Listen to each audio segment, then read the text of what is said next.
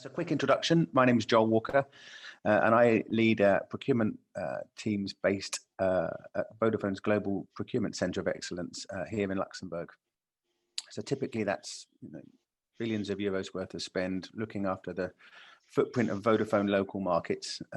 But like a lot of you, I started 25 years ago in a call centre under a headset, sort of my entry into the workforce. And I've grown up through a range of interesting roles over the last few years, and I've sort of been asked just to share my sort of personal experiences on.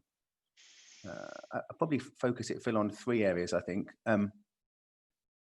agents at home, as I think is driving a profound change to the operating models that we're seeing in practice now. Unlocking gig for customer care, and again trying to figure out how we really exploit that capability.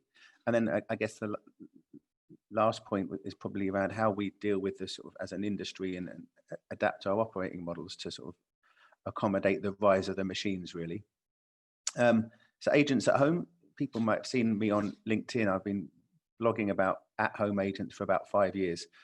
And I think it's fair to say over the last 9 months, we've probably seen a generation's worth of development and acceleration, right? In the at-home space, things like security, authentication, they're lowering the barriers to entry for organizations. And to Paul's point, we all mobilized an at-home business in a matter of days and weeks. And similar to Paul, we sort of put our entire workforce, apart from a few people in very critical roles, at very short notice periods. But I think one word of caution around this, sort of a lot of talk today around changing operating models and agents at home.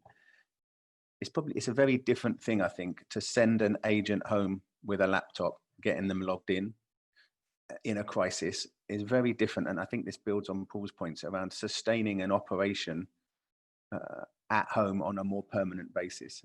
People's preferences for how they work are changing, but your best agents in a call center aren't necessarily going to be your best agents in an at-home model. So I think in terms of sort of reflections on how the changing operating models, sort of what we've seen this year and what we're going to go on to see next year, I think a maturing of the sort of agent at home at scale is going to be a profound shift over the next 12 months as we start to industrialize and mature the sort of ways of working as we move out of crisis and more into the new normal. Second point, I guess, in terms of impacting the way our operating models sort of exist, I'd probably touch on how we unlock gig for customer care. So anyone that stayed in a Airbnb or used an Uber sort of is probably very familiar with the benefits of that sort of on-demand, flexible platforms. But I think the question for us as an industry, as sort of call center professionals, people in the customer care space, is how we unlock that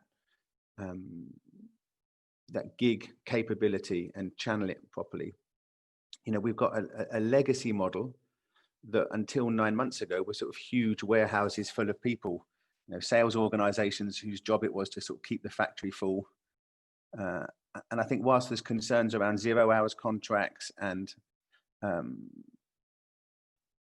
sort of labor practices, I think there's some really good examples now in the gig space that we're starting to see coming online, and I think that's going to again have a profound impact on sort of operating models for us as a business over the next, us as an industry really, over the next year or so. I don't think we've figured that out, frankly, yet, Phil, but I think that's more thought needed on that. And I guess the last point that in terms of fundamental drivers on the operating model construct, I'd probably, as I said, I'd sort of mention maybe AI or machine learning, maybe more around AI. And I don't think we've yet figured out the machine's place in the ecosystem. I think everyone acknowledges that it's going to sort of radically change how we work, whether that's inserting more technology between the customers and advisors, or whether it's inserting more technology next to the advisor to assist them. But I think as some of that technology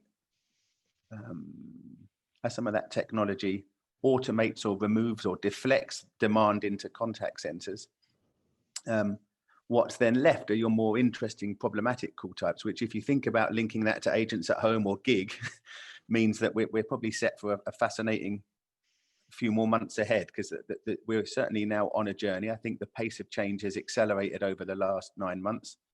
I've not got a crystal ball, which might have been part of the build up to, but I think we're going to see sort of some fairly profound changes to operating models everywhere. I mean, it's fascinating. It's an area I'm very passionate about. And I could probably talk all afternoon on any of those 3 topics, but I'm conscious that's probably about my 2 minutes. So we can maybe pass back to you and I can pick up questions in the Q&A.